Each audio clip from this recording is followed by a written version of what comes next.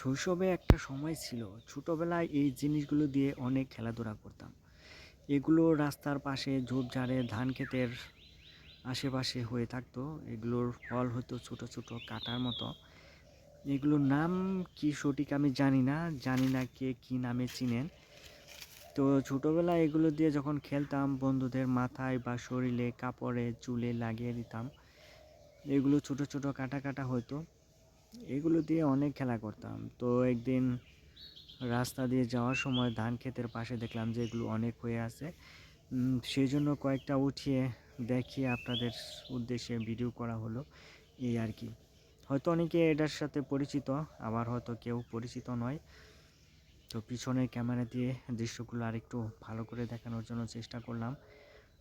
ফলগুলো খুব একটা বড় হয় না, ছোট ছোট বটে।